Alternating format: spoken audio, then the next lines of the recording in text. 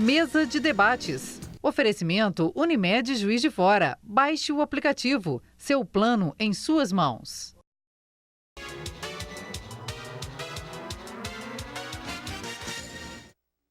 Estamos de volta com a mesa de debates aqui pela TVE Juiz de Fora. Ronald. Bom, Fabrício, conforme eu falei no início do primeiro bloco, a importância de se discutir esse assunto, eu vejo, assim, sem ser um profundo conhecedor, mas esse assunto ele tem que ser debatido de forma ampla por toda a sociedade. Não só o governo, mas a sociedade em geral, para que medidas importantes sejam tomadas. Houve uma pergunta sobre o agronegócio no primeiro bloco. O agronegócio ele foi incentivado, né? Foi criado com financiamento do BNDES, os campeões nacionais, e um dos campeões nacionais eram os produtores de carne. E realmente, o que o Cirilo comentou, o gado no pasto, ele tem um consumo muito grande de água, consumo de área, né? Então, pensar a nossa economia de uma forma sustentável. A economia, sendo pensada de uma forma sustentável, o Brasil pode chegar onde ele o lugar de destaque que ele merece, né? Ser um país em que se produz em larga escala, né? E, ao mesmo tempo, se mantém áreas de preservação. A gente estava comentando nos bastidores sobre os oceanos, que é uma preocupação também imensa. A Baía de Guanabara ela tem 10 partículas de plástico por mililitro. Eu posso estar errado o Mediterrâneo tem uma partícula por mililitro. Então a Baía de Guanabara está morta praticamente, né? Então o Brasil tinha que ser pensado de uma forma ampla em relação ao meio ambiente. Eu queria que você falasse sobre crescimento sustentável e meio ambiente. A gente está conversando, você disse que isso pode caminhar junto. Quais são suas sugestões para que isso caminhe? Eu preciso acreditar que isso possa caminhar junto. Bom, vamos em partes. Primeira coisa é com relação à inclusão da sociedade. Não sei se vocês sabem, mas a lei de educação ambiental ela foi decretada em 1999, em abril de 1990. Então, nós temos 20 anos de uma lei com as diretrizes de educação ambiental. Isso já deveria ter sido pulverizado nas escolas há muito tempo. Então, nós temos aí uma dificuldade entre a criação da lei e a implementação dela. Isso facilitaria muito. Embora eu ache também, se a gente pensar que todos esses movimentos ambientalistas ocorreram de 72 para cá, o grande marco que se fala hoje é A Primavera Silenciosa, né, um livro da Raquel Carlson, da década de 60. Então vamos pensar aí, nós temos 60 anos de políticas de meio ambiente. Bom, eu tenho esperança sim, porque eu vi muita coisa sendo mudada no pacote de leis que surgiu na década de 90, início desse século, e que fizeram uma certa mudança. Então, eu acredito que essa questão do desenvolvimento sustentável, ele só vai ser absorvido pela sociedade a partir do momento em que a sociedade observar uma maneira de atrelar isso a uma rentabilidade. Porque hoje nós vivemos numa sociedade que fala em capital. Então nós temos que criar mecanismos, não adianta ficar só na demagogia, a gente tem que criar mecanismos. Já existem, eu acho assim que existe uma distância muito grande entre o que é produzido nas paredes das academias de ciência, de extensão, para o que chega na sociedade. Isso é uma coisa que se critica muito aqui no Brasil, mas a gente já tem tecnologia para isso. Essa é a grande questão. Nós não vivemos mais há 2, 3 séculos atrás. Hoje a gente tem tecnologia. A gente não fica só no achismo. Você tem ferramentas para que isso se transforme em política pública. A grande questão é que, quando a gente fala de recorde de desmatamento e tudo mais, você pega, são grandes corporações. Aí a briga é muito mais em cima.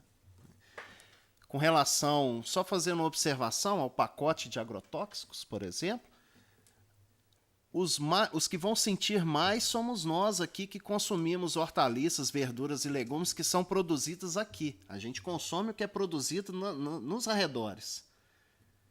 Na exportação, isso vai depender muito da aceitação do mercado. Se é um mercado mais exigente, como o europeu, se é um menos exigente, como o asiático. Precisa fazer ração, precisa fazer insumo.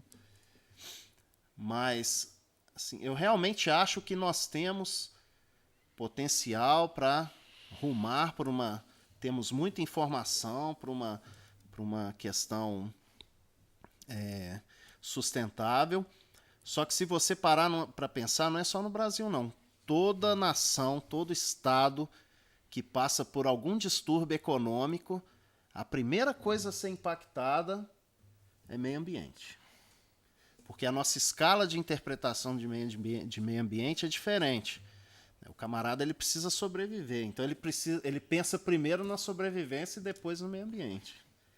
Só que hoje nós já temos um pacote de informações até recentes na literatura, na ciência, que mostra que boa parte desses serviços ecossistêmicos podem ser transformados, convertidos em serviços econômicos. Um exemplo, polinização das abelhas, que está todo mundo lendo sobre isso, né? Mortandade de abelhas. Isso é um serviço ecossistêmico que, em curto prazo, vai impactar a economia, se for atrelada a essa emissão de agrotóxicos. Então, eu tenho uma visão positiva quanto a isso, mas qual é a linha-chefe? Nós precisamos de linhas governamentais que levem a isso. E isso eu não enxergo no momento. Não enxergo, infelizmente não. Tem muitos conhecidos em órgãos de meio ambiente, eu já participei de órgãos de meio ambiente, não enxergo essas políticas de sustentabilidade e tudo mais sendo aplicadas. O negócio está meio bagunçado. Assim, vamos fazer... Pensando mais na visão econômica, mas é possível você ter visão econômica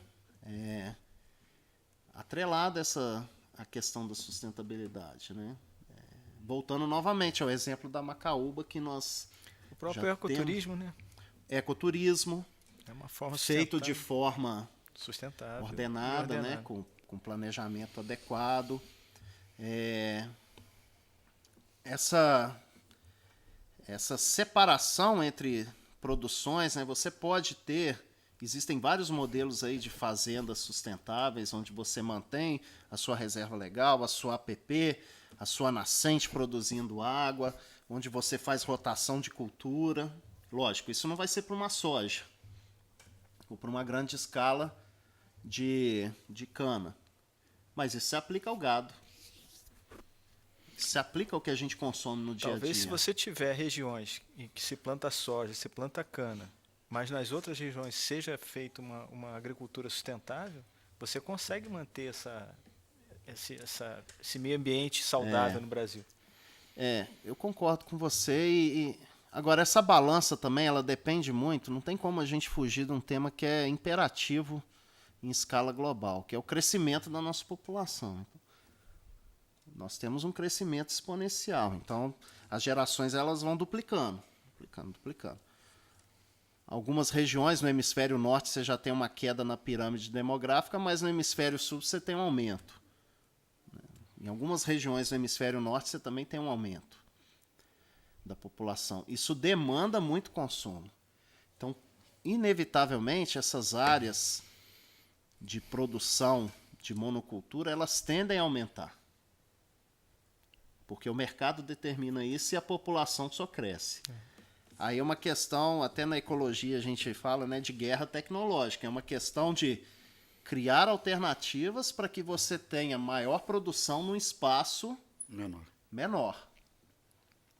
O que a gente observa hoje é assim, eu não falo com base em dados, eu falo com base em experiência de rodar o Centro-Oeste na época do doutorado, é que muitas vezes, voltando à bovinocultura, você tem uma cultura meio preguiçosa, falo essa palavra com propriedade, de queimar a área, soltar aquelas cabeças de gado e com isso você mantém aquela área dentro da lei, porque se ela regenerar, ela já se torna uma floresta que vai para dentro do Código Florestal. Então ela já se torna protegida por lei. E aquele manejo intenso com fogo e meia dúzia de cabeça de gado ali pastando para você ser dono daquela propriedade. Então hoje existe essa ideia de dominar a paisagem, dominar o capital, ao invés de pensar na questão ecossistêmica, com receio de que aquilo se torne, que vire uma capoeira ou aquilo regenere, e aí depois você não pode mexer mais naquilo. Então, são conflitos. Eu acredito que se tivermos um investimento em educação ambiental, em conscientização, né, que nós tenhamos aí novas gerações que possam trabalhar nisso. E isso é possível, sim, porque aposto que eu sou de uma geração em que meus pais não pensavam em meio ambiente. Meu avô era caçador, ele gostava. Hoje em dia isso é um absurdo. Sim. Meu avô criava passarinho. Passarinho. Então nós estamos falando aí de 20, 30 anos atrás, né? Desde a era de criança até agora. 20 é um pouco...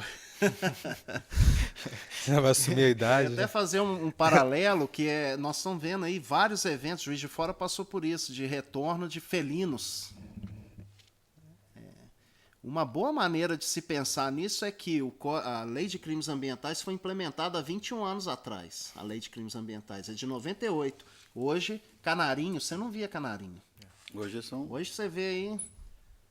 Então hoje nós temos assim um retorno e que vem de uma conscientização. O quintal da minha casa tem tucano, tem gavião. Mas para essa conscientização acontecer é necessário do quê? Investimento em educação. Né? Para essa transformação, a gente entra em outra questão, várias questões.